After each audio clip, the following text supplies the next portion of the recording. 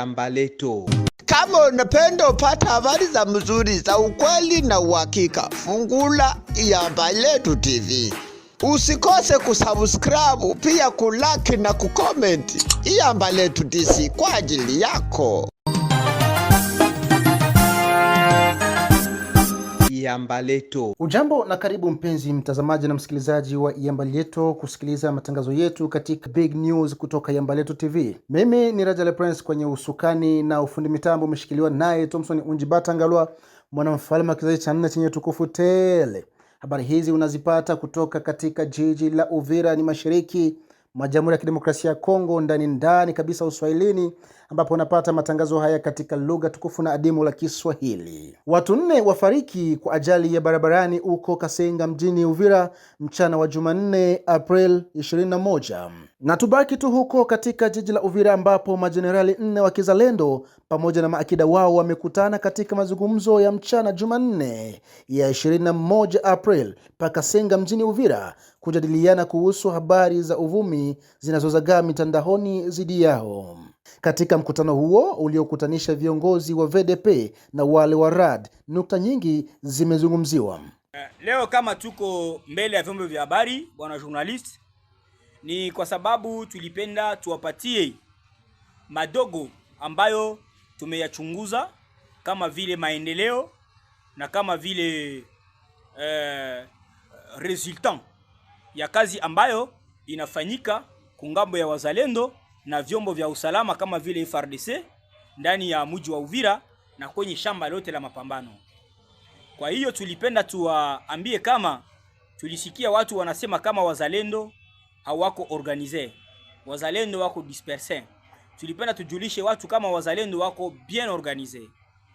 Wako bien organize, na tunamshukuru sana generale wetu hapa, commandant 33e region militaire, mwenye aliweza kutusaidia kutusindikiza mumambo mbalimbali ili tuweze tujue nini inafaa kusudi mji wetu wa Uvira ukue na usalama mzuri sana.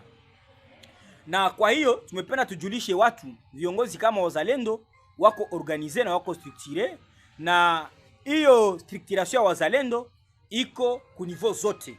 Iko ku niveau national, iko ku niveau provincial, iko ku niveau local, paka ku niveau akose ya veni wazalendo wako bien structuré.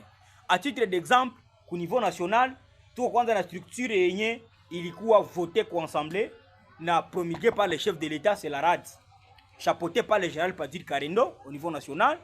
Ici là où nous sommes à Uvira, tuko na représentant wa RAD mwenye anatusaidia kwa mambo mingi hapa, General Alexis Mwamba. Ku niveau wa volontaire, leo tuko na organisation yenye tunaita coalition ya wazalendo ku niveau national, na siège yake iko hapa Uvira, yenye inaongozewa na General Kamama, iko na observance ya General de Goma, iko na conseiller politique wetu Papa Samadari Mwami Wembasi, tuko na General Chiayi, tuko na General Nyembo, General Seba na wengine wote wanaangalia nyuma yetu ni viongozi wa wazalendo ambao wako ndani ya mastructure fulani zenye ziko bien structuré. Na kutokana na ile haiko tu structure yenye iko, hapana. Kuna kwa nyingine structure iko inaongozwa na General ya Kutumba. Kuna kwa nyingine structure inaongozwa na General Ngoma Nzito. Ni mastructure ambazo zinaongoza wazalendo na zinawapangia kazi kila mara na vizuri sana. Lakini kuna watu wanakuwa na nia mbaya ambao wanachafua leadership ya uzalendo. Wanaichafua kusema kama wale watu hawako organize, wale watu hawako structure. Kwa sababu gani? Wakati wanaomba misaada fulani, wanafanya politiki yao, wanatafuta leadership, wakamate leadership ya hao viongozi, hao ndio waikamate na wajipige kifua kujichasa wala ku province, ili waweze kufaidika na vitu ambavyo vingesaidia wazalendo na kufanya biashara. Na hiyo ndio inaacha wanachafua ile intelligence, wanachafua leadership. Lakini kwa saa hizi tunawaonesha kwanza kama wazalendo wako structuré. Na ya pili, tuna remercier chef de l'État, parce que chef de l'État wakati anatumana msaada yake haitumanishe mbarabara, hapana, anaitumanisha kwa viongozi. Usawa, viongozi wako strictire. Ni kama vile tutumia kitu kidogo kama vile encouragement yake. Ilifika na watu hawakuitipa mbarabara, waliita watu. Waliita hivi viongozi, wakawaambia kidogo imepatikana joy. Hata kama haikuenea watu wote na haikuweza kuwa ngizi inaweza kusatisfaire watu wote, lakini tulipokea hiyo kidogo na ilikuwa acte de bonne foi ya kutuonesha kama kweli rais wetu kama vile tunamuita leo guide supreme wa wazalendo kweli anania nzuri kwa ajili yetu. Ni kama vile chakula, wakati wanapana chakula kidogo kwa wazalendo, hawaipatie kila mtu, hapana, wanaipatia viongozi fulani na wale wa viongozi wanegaulia wengine wa viongozi. C'est ça qu'on appelle structuration. Watu wako organize. Na kutokana na hiyo imeonesha kweli nia mbaya ya watu ambao wamechukia Kongo, watu ambao wamechukia wazalendo, watu ambao wamekuwa na nia mbaya kwa ajili ya walider na hii kundi za wazalendo. Sisi wazalendo hatuko magroupe armé, hapana. Sisi wazalendo hatuko wabandi. Sisi wazalendo tuko emanation ya constitution. Tuko wa volontaire wenye wanafanya autodefense ya nchi yao. Na hiyo inatupatia madaraka, ni kipengele ya 63 ya katiba yetu ya nchi. Na hiyo ndio tunatekeleza. Tunatekeleza hiyo kipengele. Na ndio maana sisi ni wananchi. Sisi hatuna wakati ya kufanya mabrui na wa autorite locale wala wa autorite politico militaire. Hapana, sisi kazi yetu ni kuchunga wa autorite politico militaire wenyewe wako kama vile wananchi, kama vile watoto wa nchi, na kufanya vita ili udongo ya mababu zetu isivamiwe na watu wa kutoka nje kama vile Rwanda.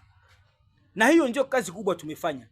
Na kwa leo tunataka tujulishe watu kama rais wetu amefanya vita mbili. Amefanya vita ya silaha na wazalendo na jeshi letu la FRDC, na tumefanya vita ya kalamu ambayo tunaita diplomasi.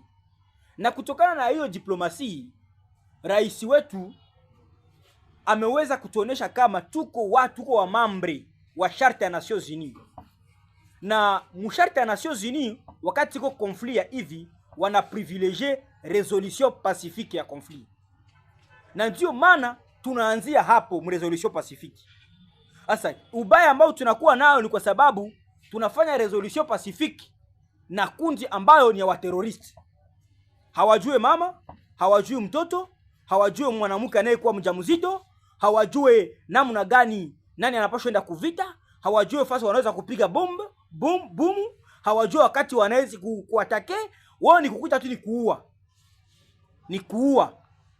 Na hao mafikiri hao ni kusema wajiimpoze, wakamate udongo wa mababu, waugeuze kwa udongo. Hapana, haitawezekana. Kwa sababu hiyo vita tulifanya depuis 1990 wala 60 wakati wa Lumumba, walimuua Lumumba Kongomani wakanyamanza, haitafanyika. Hapana. Haitafanyika. Walimuua Kabila mzee, haitafanyika. Walimuua Kimpavita, walimuua, haitafanyika. Leo ukamuua Kisekedi, itakuwa ni vita ambayo wanaita hiyo Biblia wanasema Armageddon. Kwa sababu sisi wananchi hatutakubali. Hatutakubali, hapana. Ni kama vile ukamuua gavana wetu hapa, Purusi, hatutakubali.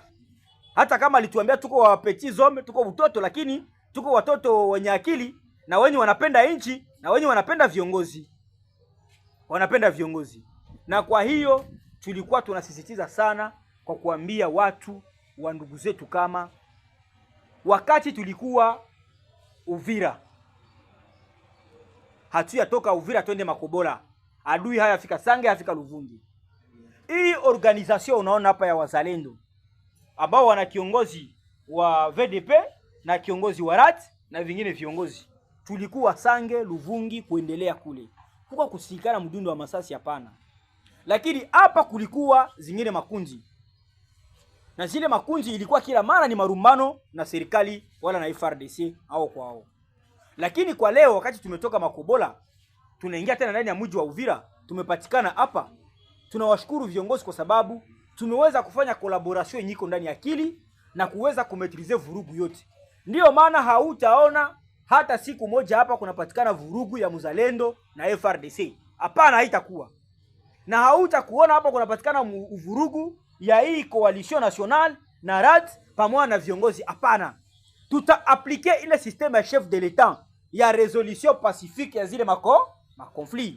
Na kama kweli wanania nzuri kwa wazalendo, na kama wanaona kazi ambayo tunafanya wanatupenda, kweli watatekeleza na watatusapoti ili kazi iendeke vizuri. Na tutoke katika jiji la Uvira tujielekeze huko Lubero, ambapo muungano wa jeshi la Jamhuri ya Kidemokrasia ya Kongo FARDC na jeshi la Uganda UPDF waokoa watoto watatu mikononi mwa wapiganaji wa ADF wakati wa operesheni za kijeshi zinazoendeshwa katika misitu ya sekta Bapere magharibi mwa Mangurujipa wilayani Lubero, Kivu Kaskazini. Taarifa zasema kwamba watoto hao watatu walitekwa katika mazingira tatanishi siku ya shambulio jipya la magaidi hao ndani ya kijiji cha Maiba mwaka mmoja uliopita. Bwana Nsele Bahati alipongeza kazi zinazoendeshwa na jeshi la taifa maeneo hayo na kusema kuwa FARDC ilifanikiwa kukomboa vijiji kadhaa vilivyokuwa vimedhibitiwa na magaidi hao. Ni katika mji wa Botambisi, Mapendano, Mabuo, Bududia, Kinswa, Amutaweza, ile mahali yote ndipo alikuwa ameweza kuweka ngome zake. Na katika operation zinye FARDC iliweza kuanzisha ikiongozewa na Kanali Bahati Lema Joel ambao ni komanda Axe, jeshi kisaidiwa na marafiki wetu wa IPDF na wazalendo wameweza kupiga. Na sasa hapa siku ya 6 ambayo imepita alikuwa amejificha katika kijiji kia Masange, na jeshi kilimfuatilia huko na jeshi imeweza kumkimbiza, na tutasema kwa ile sehemu kulingana na masemi ya Kanali Bahati Lema Joel ameweza kuondoka katika hiyo sehemu. Na katika ile mapambano alikuwa ameshikilia watoto watatu, mmoja wa miaka 13, mwingine miaka 11, mwingine miaka 9, ambao ni watoto waliochukuliwa katika mji wa Maiba. Imepita mwaka mmoja kuiko tu anatembea na wale watoto, na sasa waliweza kulibere ama kukomboa wale watoto watatu. Ni vijana wavulana, na kwa jinsi unajua kwa umri yao watoto ilibidi kanali awe kwanza akae na hawa watoto akiweza kuwatuliza na kuweza kuwatoshamo ile woga ambao walikuwa nayo. Na kwa hivi sasa najiandaa kuweza kutia watoto hawa kumikono ya TD na baadaye wa watoto waweze kupewa majamaa zao. Ni kusema jeshi anafanya kazi vilivyo, na utajua mahali ambapo usalama ulikuwa umepunguka, mahali ambapo vijiji ambao wakaaji walikuwa wamekimbia, hata iwe ngambo ingine ya Kambau, katika njia kutoka njia panda Kambau kumewekwa wa majeshi, miji kama Liboyoki sasa na mahali pengine kumewekwa majeshi ya FARDC kwa ajili ya kuchunga watu na mali zao, na watu wa hiyo eneo waliokimbia basi wanaitwa kurudia katika makwao. Basi tukisalia kwenye taarifa hizo ni kwamba FARDC na UPDF wafanikiwa pia kuwaokoa raia waliokuwa wametekwa na ADF. Wanajeshi wa Uganda na wenzao wa DRC wamefanikiwa kuwaokoa raia zaidi ya 200 waliokuwa wametekwa na kundi la kigaidi la ADF mashariki mwa DRC. Hatua ya kuwaokoa raia hao wa DRC ilifanyika baada ya wanajeshi wa nchi hizo mbili kutekeleza operesheni ya pamoja katika kambi ya ADF mwishoni mwa wiki iliyopita. Jeshi la Uganda limesema katika operesheni hiyo magaidi kadhaa wa ADF waliouawa baada ya kulengwa pembezoni mwa mto Epulu. Miongoni mwa wale waliotekwa ni wavulana na wasichana kati ya umri wa miaka 18 na 19. Huku wakionekana kudhoofika kiafya kwa kukosa chakula na kusumbuliwa na magonjwa kama vile malaria. Wanajeshi wa FARDC kwa ushirikiano na UPDF wamekuwa wakiimarisha vita dhidi ya kundi la ADF lenye makao yake nchini Uganda. Baada ya kuokolewa, jeshi la Uganda linasema linashirikiana na serikali ya DRC ili raia hao warejeshwe kwenye jamii na kuungana na familia zao. Tangu mwaka 2021, jeshi la Uganda na DRC wamekuwa wakishirikiana katika operesheni ya Shujaa kupambana na kundi hilo la ADF lililotokea nchini Uganda. Beni, Mwakilishi maalum wa katibu mkuu wa Umoja wa Mataifa nchini DRC, James Swan, alithibitisha dhamira ya MONUSCO ya kuhakikisha ulinzi wa raia katika DRC Jumatatu Aprili 20 huko Beni, Kivu Kaskazini. Mkuu wa ujumbe wa Umoja wa Mataifa nchini DRC alisikitishwa na ukweli kwamba mji wa Beni na maeneo ya jirani unaendelea kuteswa na waasi wa ADF ambao wanaathiri vibaya raia. Kiongozi mpya wa MONUSCO amewasili mjini Beni, Kivu Kaskazini, eneo linalodhibitiwa na serikali ya Kinshasa, hii ikiwa mara ya kwanza tangu pale alipoteuliwa kuwa mwakilishi wa Umoja wa Mataifa nchini. James Swan aliwasili Beni Jumatatu Aprili 20 kwa ziara yake ya kwanza Kivu Kaskazini tangu aingie madarakani. Je tiens à saluer la résilience des populations du Grand Nord Kivu. Malgré les violences, les déplacements et les traumatismes, elles continuent de faire preuve d'un courage remarquable. La MONUSCO restera engagée aux côtés des autorités et des communautés pour contribuer à la paix, à la sécurité et à la stabilité dans cette partie du Nord Kivu. Ziara hii imepokelewaje na wakazi kama vile mashirika ya kiraia? Huyu hapa Placid Nzilamba kutoka mashirika ya kiraia. Wote kusema kuwa MONUSCO imepewa mandate na Baraza la Usalama la Umoja wa Kimataifa na inabidi watekeleze hiyo mandate. Na mandate hii inawapatia fursa ya kuweza kupiganisha juu chini pamoja na government ya Kongo ili kurejesha usalama katika maeneo ambayo yanakumbwa na ukosefu wa usalama. Na kweli pia sisi tuko tunamuomba aweze kufanya juu chini ili mashirika ya kiraia yaweze pia pata nafasi kwenye meza ya mazungumzo kati ya government na wapiganaji wa M23. Pia unajua kama MONUSCO leo ina brigadia maalum ambayo ilikuwa ikifanya vita hapo mwaka 2013 na leo hiyo kikosi hiki kingali kwenye MONUSCO lakini hakifanyi kazi. Kwa hiyo tunakusema kuwa kikosi hicho inabidi kiwekwe uwanjani mwa mapambano ili kupiganisha ADF huko katika maeneo ya kaskazini ya jimbo la Kivu Kaskazini na hasa pia katika maoperesheni. Wao wanasema pia wanatumika na mandate ya kuweza kukinga raia dhidi ya maafa, lakini kwa kweli raia hawaoni maoperesheni dhidi ya wale ambao wanakosesha usalama, ijapo MONUSCO ina kikosi. Na kwetu kusema inabidi waweke kikosi hicho uwanjani ili kupiganisha ADF na makundi mengine yenye kumiliki silaha katika mashariki ya Jamhuri ya Kidemokrasia ya Kongo. Kusema kuwa haya mazungumzo tunadhani kuwa hayatakuwa na nguvu kubwa isipokuwa kama wakaaji ama raia ambao wanakumbwa na maafa ya vita hawiko kwenye meza ya mazungumzo. Kwenye meza ya mazungumzo kumekuwa tu wale ambao wanapigana, lakini raia hawako.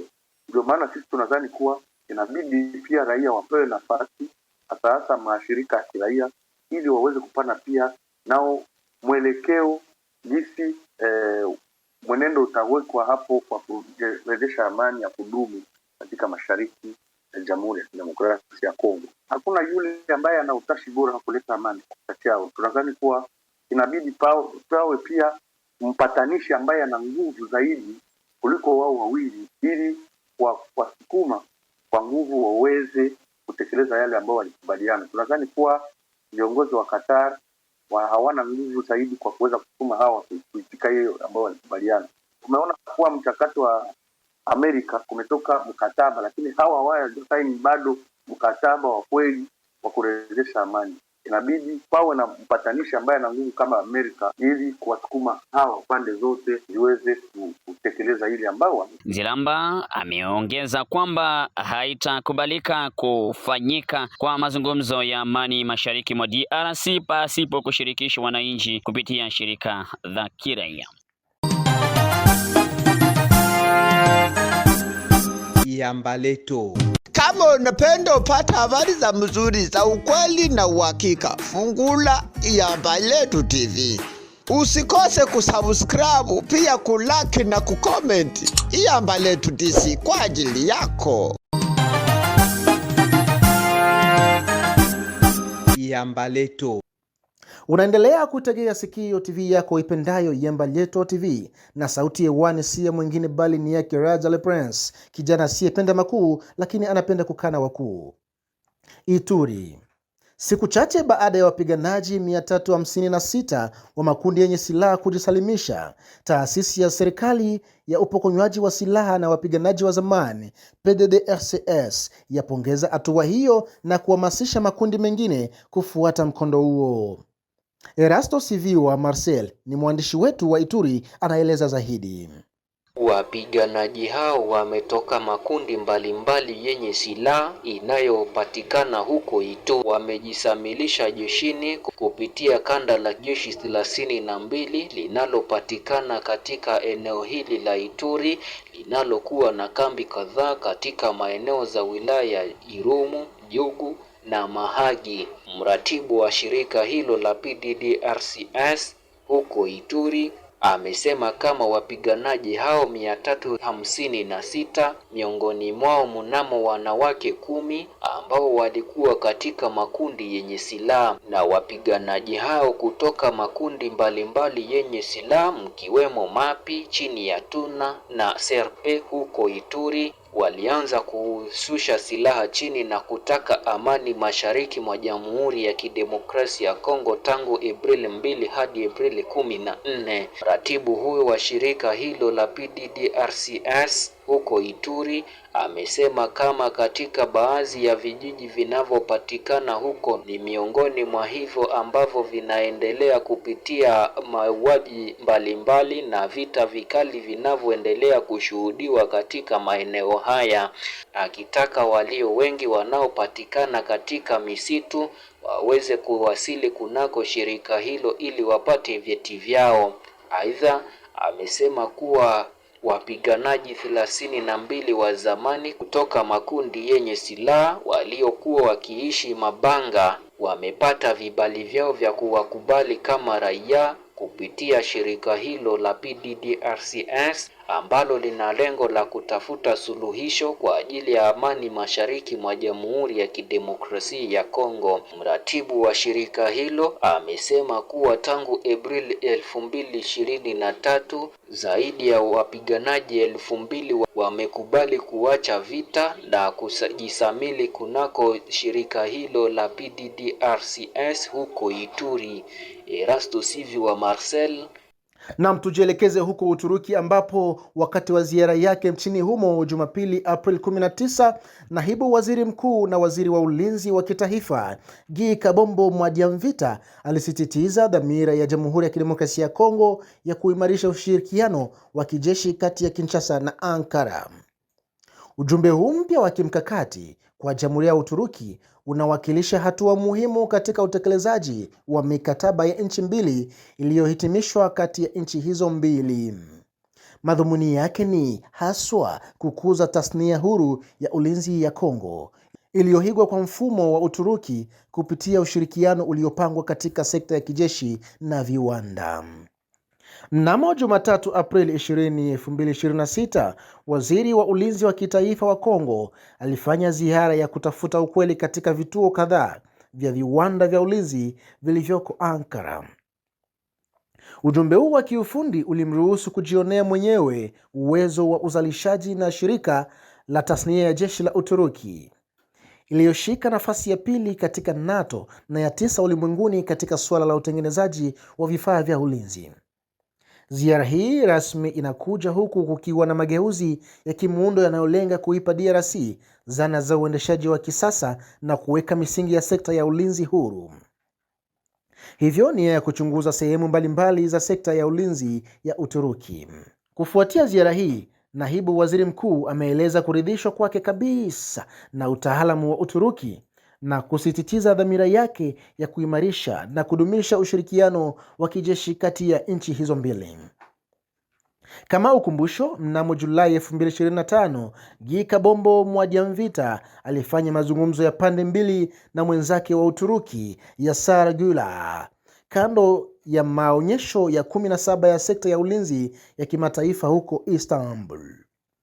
Katika hafla hiyo, maafisa hao wawili walieleza nia yao ya pamoja ya kuimarisha ushirikiano wa kijeshi, hasa kupitia mafunzo ya FARDC ambayo ni jeshi la DRC, uhamisho wa ujuzi na upatikanaji wa vifaa vinavyoendana na mahitaji ya usalama ya DRC. Na turejee huko mji mkuu wa Jamhuri ya Kidemokrasia ya Kongo, Kinshasa, ambapo waziri wa biashara ya nje wa Kongo Julien Paluku Kahongya na mwenzake wa Zambia, waziri wa biashara na viwanda Chipoka Mulenga, wamekutana Jumatatu hii Aprili 20 mjini Kinshasa. Kiini cha mijadala hayo kilikuwa tathmini na makubaliano ya biashara kati yao na utekelezaji wa miradi ya kimkakati na miundombinu ya mpaka. Mkutano huu wa kimkakati ulitoa fursa ya kujadili ujenzi na uwekezaji mfumo wa kidijitali wa vituo vya pamoja vya mipaka katika maeneo ya Kasumbalesa, Kipush, Kasania na Mukambo. Miradi hii ambayo mikataba yake ilitiwa sahihi hivi majuzi mjini Lusaka inalenga kurahisisha traffic na kupunguza muda wa kuvuka mpaka kati ya majirani hao wawili wenye kusikilizana, kuongeza kasi ya biashara na kuimarisha soko ili kuhakikisha ufanisi wa hatua hizi. Tume ya pamoja ya wataalamu ilianzishwa rasmi mwishoni mwa mkutano. Dhamira yake kuu ni kuharakisha utekelezaji wa maamuzi yaliyofanywa ili kuongeza kiwango cha biashara, wakati huo huo kuimarisha nafasi ya kiuchumi ya nchi mbili. Mojawapo wa mambo muhimu ya ushirikiano huu ni kuimarisha kwa mapambano dhidi ya utupaji taka. Utaratibu huu sio wa haki, ambao unajumuisha kuuza bidhaa nje kwa bei iliyo chini ya thamani yao ya kawaida, hudhoofisha biashara za ndani katika nchi zote mbili. Akizungumza na mwandishi wa habari, waziri wa Zambia Chipoka Mulenga alikaribisha kasi hii kuelekea uhusiano wa karibu wa kiuchumi, akisisitiza umuhimu wa harambee ya kikanda kwa ajili ya maendeleo. Kuimarishwa huku kwa ushirikiano wa kiuchumi na kibiashara ni muhimu kwa nchi zetu mbili, alisema. Mkutano huo ulileta pamoja na viongozi wa serikali, mabalozi husika na jopo la wataalamu wa kiufundi, wakionyesha kipaumbele cha suala hili kwa uhusiano kati ya Kinshasa na Lusaka. Na tutamatishe matangazo yetu na habari za huko jimboni Equateur. Naibu waziri mkuu na waziri wa mambo ya ndani walimwita haraka spika wa bunge la jimbo la Equateur Delcy Mata hadi Kinshasa, kilichojaa msukosuko huko Mbandaka, kilichoashiria kutokukubaliana kabisa kuhusu kesi za kisheria dhidi ya gavana Bobo Biloko Bolumbu. Mgogoro huo unatokana na uchunguzi wa ombi la mwendesha mashtaka wa umma katika mahakama ya Cassation, akitaka idhini ya kumfungulia mashtaka mkuu wa mkoa. Wakati kamati ya bunge iliona ombi hilo kuwa sawa, manaibu hao waligawanyika kuhusu mbinu ya upigaji kura itakayopitishwa. Mjadala huo uliibua kambi mbili ndani ya mkutano huo, moja ikiwa ni onyesho la mkono lililopendekezwa na naibu Elongama ili kuamua kwa haraka hatima ya gavana, na pili, kura ya siri iliyodahiwa na naibu Luison Mubenga, akitoa mfano wa kifungu cha 73 cha kanuni za uendeshaji wa bunge. Kutokana na kutokuwezekana kwa mwafaka, Rais Delcy Mata alisimamisha kikao hicho na kutangaza nia yake ya kupeleka suala hilo katika mahakama ya katiba kwa tafsiri ya sheria. Hali ilizidi kuwa mbaya mara baada ya kikao kuahirishwa. Manaibu 15 wa majimbo walikusanyika nje ya ukumbi wa bunge ili kumkataa hadharani Delcy Mata. Wakati wa mkutano wa dharura na waandishi wa habari, rais aliyelengwa alikataa kuondolewa kwa upande mmoja, akidai kuwa kumefanywa nje ya taratibu zote za bunge. Hata hivyo, mvutano huo bado uko juu huko Mbandaka. Makamu wa rais wa bunge ameitisha kikao kipya cha mashauri Jumatatu hii ili kupinga kura kuhusu kuondolewa rasmi kwa Rais Mata, wakati rais huyo anatarajiwa kusafiri hadi mji mkuu kujibu wito wake. Na ni hapo ndipo tumekwenda kutamatisha makala yetu ya siku ya leo. Kumbuka kwamba walikuwa nami Rajale Prince, na upande wa pili wa kamera na upande wa pili wa ufundi mitambo alikuwepo Thompson Unjibatangalwa, mwana wa mfalme. wa kizazi cha 4 chenye tukufu tele. Tukutane panapo majali wa Mwenyezi Mungu. Alamsiki. Iyambaleto. Kama unapenda upata habari za mzuri za ukweli na uhakika, fungula Iyambaletu TV. Usikose kusubscribe, pia kulike na kucomment. Iyambaletu DC kwa ajili yako. Iyambaleto.